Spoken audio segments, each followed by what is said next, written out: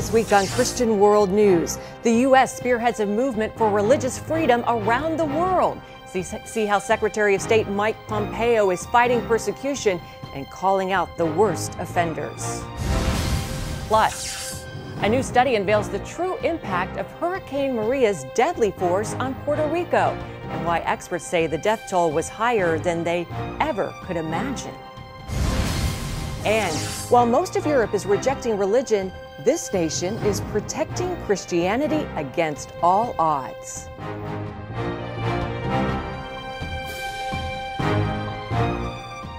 Welcome to Christian World News, everyone. I'm Wendy Griffith. George Thomas is on assignment. Secretary of State Mike Pompeo is taking a leading role in the fight for global religious freedom.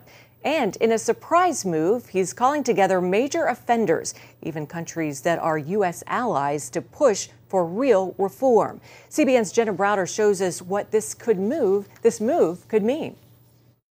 In 1998, then-Senator Sam Brownback helped champion a law to create an ambassador for religious freedom. Today, he holds that position and is ready to take action by going beyond simply releasing an annual report. We must move religious freedom forward. We must defend it in every corner of the globe. And that's why the Secretary is hosting the first ever ministerial on advancing religious freedom. This ministerial, we expect, will break new ground. It will not just be a discussion group. It will be about action. We look forward to identifying concrete ways to push back against persecution and ensure greater respect for religious freedom for all. A key goal for the event will be to convince how countries hurt themselves by not allowing people to freely worship. You have less terrorism if a country is religiously free, because people then can express their faith and instead of fighting you through terrorism. And this is in now all the economic and the scientific data. Today also marked the release of the latest International Religious Freedom Report, highlighting problems in countries like Russia, Iran, Afghanistan, and North Korea. While Brownback believes naming and shaming these countries is important, he admits some type of punishment, such as economic or humanitarian sanctions, should follow. We're pushing them forward. To show his priority to the cause, Secretary of State Pompeo called it an international human right and said he was very intentional about making the July event his first opportunity to host international foreign ministers. In Washington, Jenna Browder, CBN News. Thanks, Jenna. North Korea is one of the worst persecutors of Christians in the world. For believers there, professing faith in God could carry a death sentence. But one group is deploying a balloon Bible offensive to encourage the country's secret believers. Here's an exclusive look at their operation. Just before sunset, a van load of Christians from Seoul heads north. We cannot show you their faces or reveal their names. What we're doing could get us into trouble. Where are we going today? We're going here, some 4 miles from the North Korean border and close to the demilitarized zone. The demilitarized zone, or DMZ, is one of the most heavily fortified and potentially dangerous places on Earth. We'll just wait up here at the top of the stairs, sir. 1 million armed North Korean troops stand ready on their side of the DMZ. The South has just as many. And as we get ready to head to this particular location, one factor that could ruin this whole thing is the weather. One slight change in the wind direction could mess up the mission. Peter has dubbed this Operation Dandelion. We started this project back in 1991, and just as a dandelion needs the wind to spread its seed, we need the wind to spread the message. That message is the Word of God, printed in the Korean language on thousands of bright orange balloons. It's almost impossible to get Bibles into North Korea, so using balloons is one of the most effective ways to share the gospel. A tank in the back of the van pumps helium into the balloons. The team works quickly, all the time keeping tabs on the wind direction. Prayers are whispered over each balloon. And then the release. A few minutes later, the balloons begin their slow drift across North Korean airspace. By sending these balloons, we let our North Korean brothers and sisters know that we are praying for them and the scriptures on the balloons are meant to encourage them. The earnest prayers begin here at this undisclosed location in Seoul.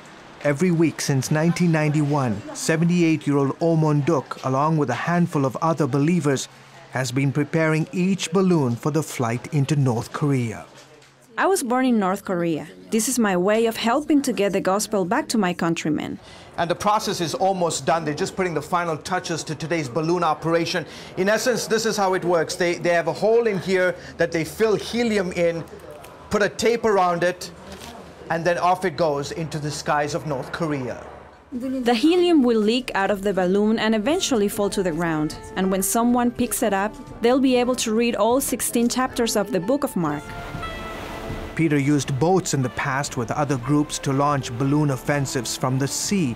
These balloons are larger and contain a small radio, a Bible, and other Christian literature. In addition to the balloon operation, Peter's group organizes a weekly radio broadcast that's recorded in Seoul, then transmitted over medium and shortwave frequencies into North Korea. The radio broadcast is like a regular church service with worship and preaching of the word. The North Korean government routinely tries to jam our signal, but we have other methods of getting the message across. And this is what motivates the team. CBN News obtained exclusive audio recordings and photographs of secret underground church meetings inside North Korea.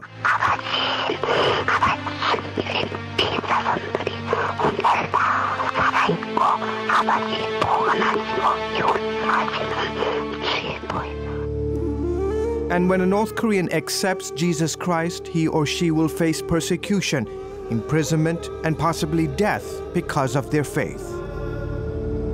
Peter gave CBN News footage that apparently aired on a Japanese television channel, allegedly showing the execution of North Korean Christians.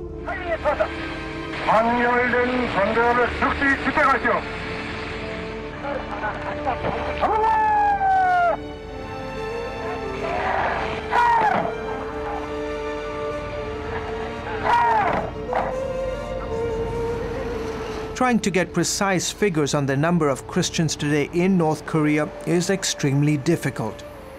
Based on data gathered from North Korean defectors and international human rights groups, we estimate there are approximately 30,000 Christians being held in political prison camps, and about 10,000 underground believers who are in hiding throughout the country.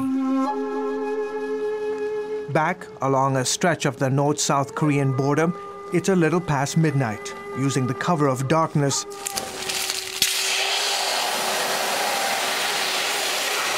Peter's team continued to deploy hundreds of balloons at multiple locations. Today, the wind conditions have been good. Often the winds will change suddenly and we have to wait. Sometimes we come back the next day. We are persistent. People's lives are on the line. We will continue to do this and continue to pray until North Korea is free and the Christians can worship Jesus Christ without fear. George Thomas, CBN News, somewhere near the North Korean border. Beautiful story. Well, coming up, one nation stands as a beacon of faith in Europe's increasingly secular culture.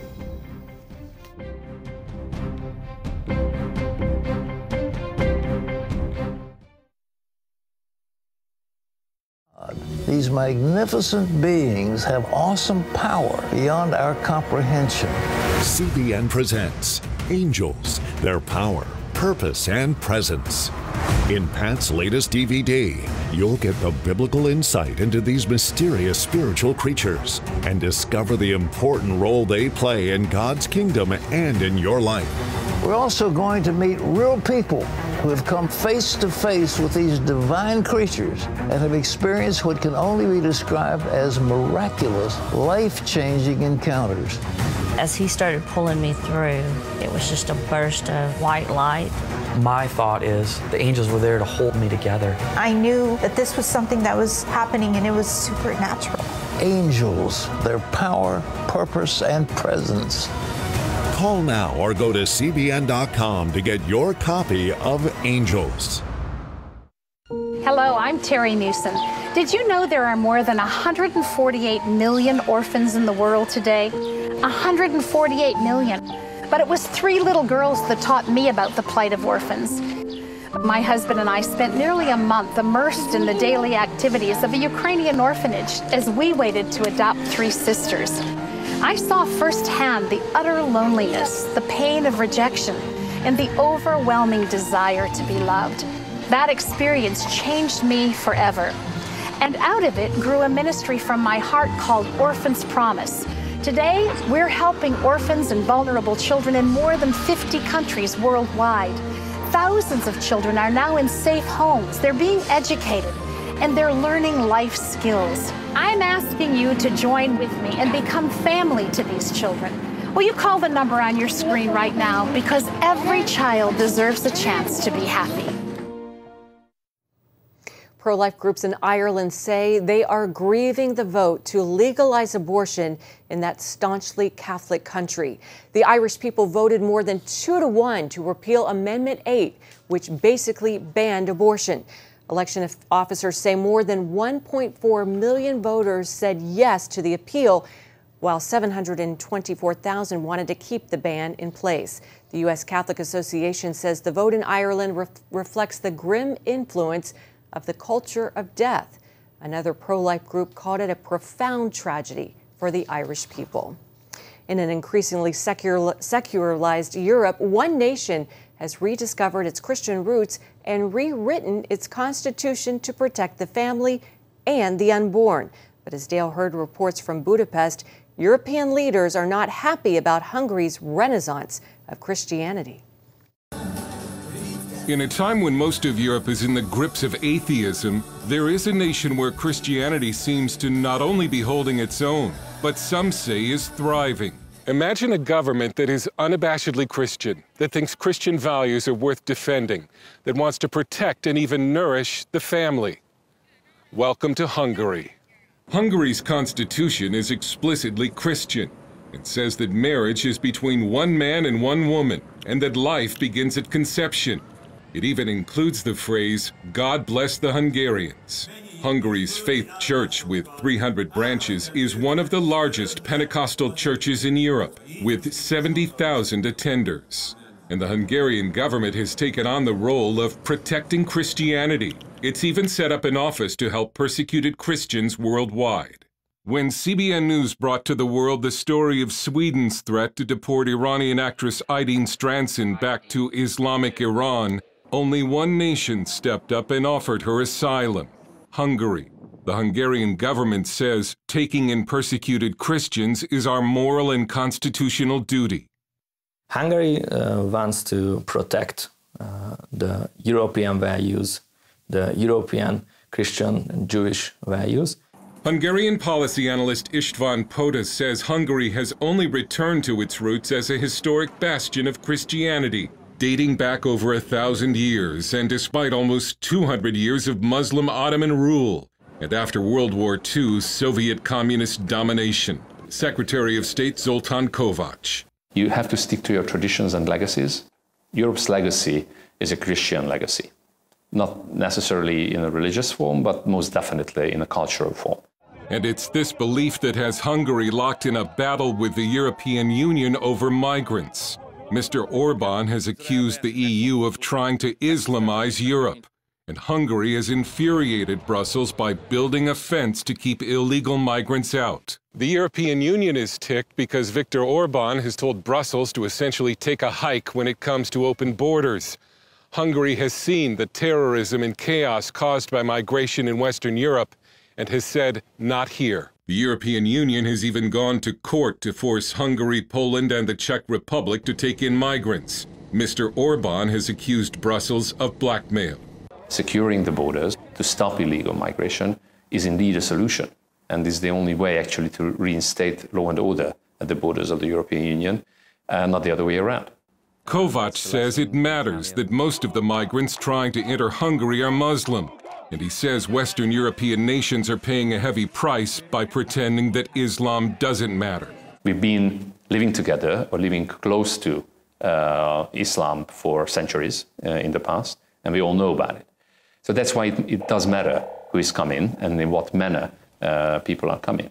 Orbán is often portrayed in the Western media as sort of a version of Vladimir Putin, an undemocratic strongman. In fact, at an EU summit a few years ago, the European Commission president reportedly greeted Orban with the words, "Hello, dictator." Hungary is certainly not a dictatorship, but Orban's critics accuse him of corruption and using the instruments of government against his political opponents, including the recent billboard campaign against billionaire George Soros. What we see today in Hungary is the shameless use of public money, of tax money, to formulate pro-government messages. Since 2010, the Hungarian government has been continuously weakening the system of checks and balances in Hungary and weakening democratic institutions. But Orban, a man who even his critics concede is a skilled politician, doesn't have a serious political rival. He will probably remain in power, meaning Hungary's standoff with the European Union over migrants is likely to escalate. But it also means that Hungary will continue to have a government that thinks Christianity is worth protecting. Dale Hurd, CBN News, Budapest. Coming up, see why officials got it so wrong and miscounted Puerto Rico's death toll after Hurricane Maria by the thousands. Parents, the Superbook Bible app is a great way to get your child reading the Bible because in today's busy world, we can use some help. The free Superbook Bible app has fun stuff your kids will love. They'll have a blast learning the Bible, playing great games, watching cool videos, discovering heroes in the Bible. They'll have fun while they learn God's Word. The Superbook Kids Bible app, available now. Life. It's meant to be lived fully. Jesus said it. I came to give you life. Life to the fullest. Life in your family. Life in your finances. Life in your body, mind, and spirit. Life in your everyday.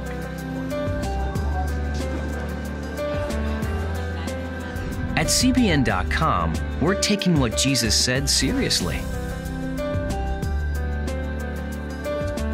We're here to help you discover life. Life. Live it fully. CBN.com.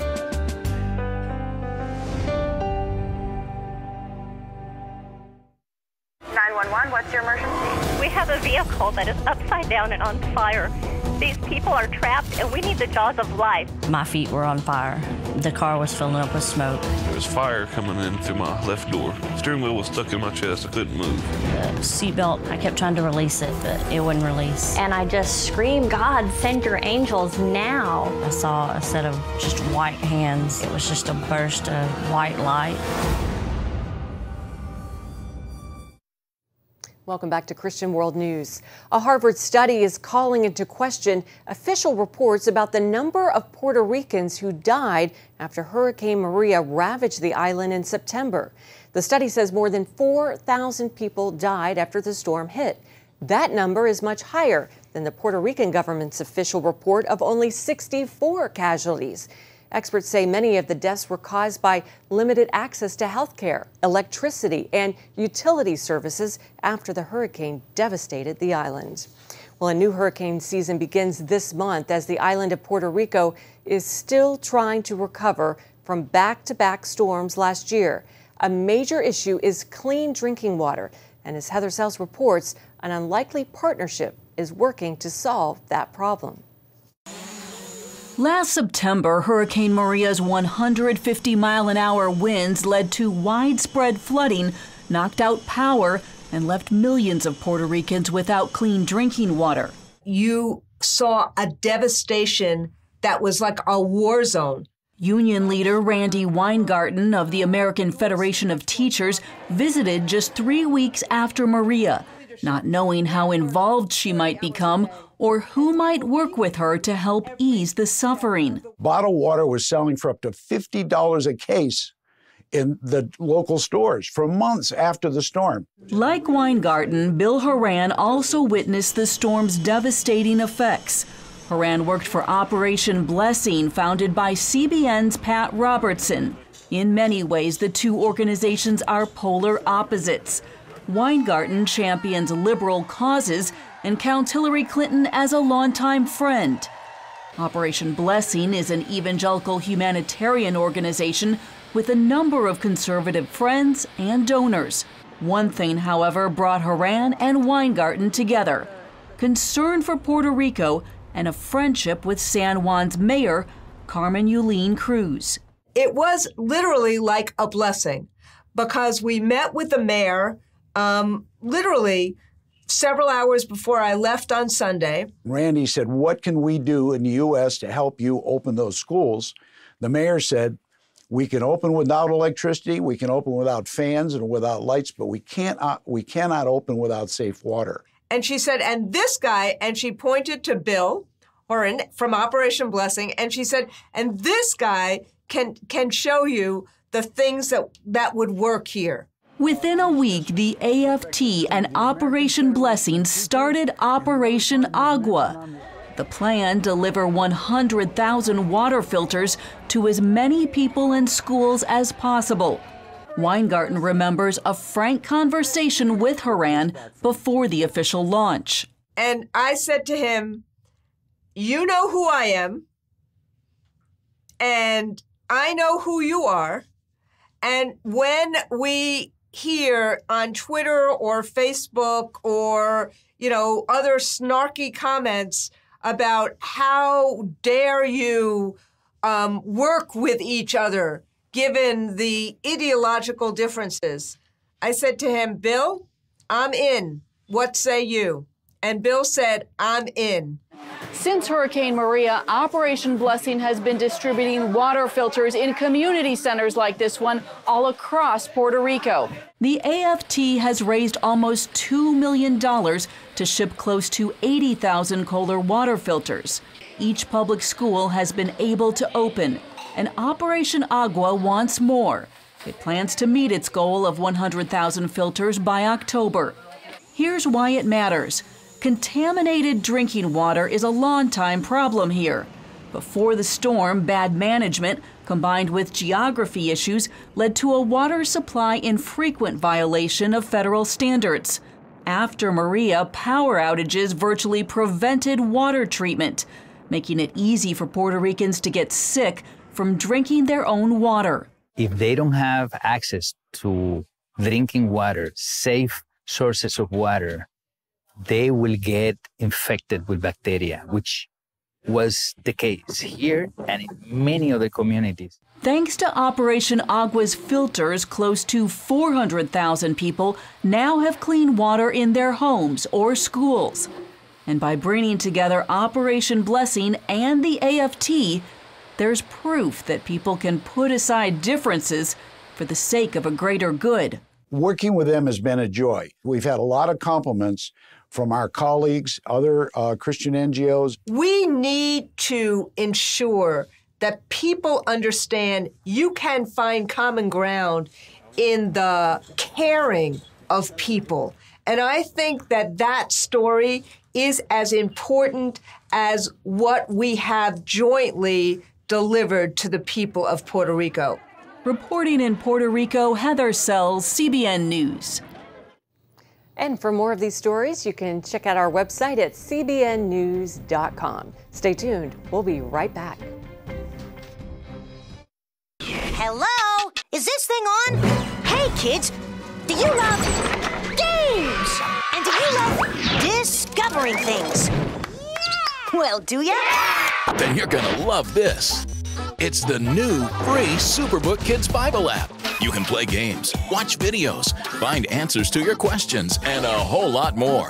The new Superbook Kids Bible app. Free downloads available on iTunes and Google Play now. Hello, I'm Terry Newsom. Did you know there are more than 148 million orphans in the world today? 148 million. But it was 3 little girls that taught me about the plight of orphans. My husband and I spent nearly a month immersed in the daily activities of a Ukrainian orphanage as we waited to adopt 3 sisters. I saw firsthand the utter loneliness, the pain of rejection, and the overwhelming desire to be loved. That experience changed me forever. And out of it grew a ministry from my heart called Orphans Promise. Today, we're helping orphans and vulnerable children in more than 50 countries worldwide. Thousands of children are now in safe homes. They're being educated, and they're learning life skills. I'm asking you to join with me and become family to these children. Will you call the number on your screen right now? Because every child deserves a chance to be happy. When you give, smiles grow bigger. When you care, homes are happier. When you comfort, the hurt goes away. When we all come together to love, miracles happen.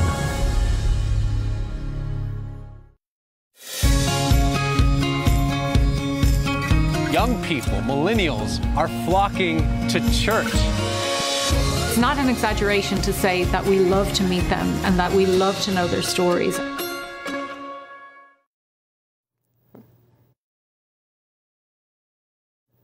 Well, pastors were circling the U.S. Capitol this week, but it wasn't for exercise. As Paul Strand reports, they were praying for the nation.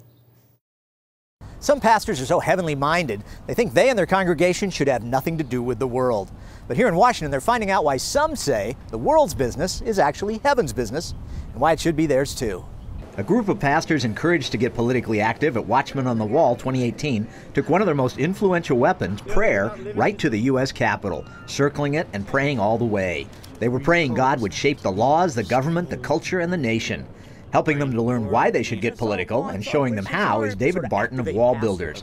He points out pastors were deeply involved in weighing in on and affecting the world's issues throughout most of history. This thing about pastors not being involved, that's the last 40 to 50 years. That's not the previous 4,500 years, including 350 years of American history. So that's what's fun to show these guys, because then they get liberated and feel like they're free to be able to address some things the Bible addresses. Back when I was in seminary, we never talked about how to engage in the culture like this. Part of it might have been a fear for getting in trouble somehow with saying things we shouldn't say, get involved with activities that we should not.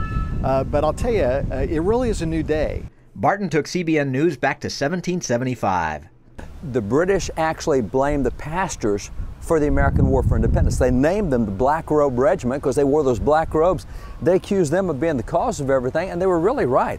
When you look at the Declaration of Independence, every right set forth in the Declaration of Independence had been preached from the American pulpit by 1763. Pastors here were warned the midterms in 2018 could be just as crucial as the presidential race in 2016, and they and their congregations need to be involved in voting. Paul Strand, CBN News, Capitol Hill. Thanks, Paul. The Black Robe Regiment. As the church goes, so goes the nation. Thanks for that reminder, Paul. Well, thanks for joining us this week. Until next week, from all of us here at Christian World News, goodbye and have a great weekend. God bless you.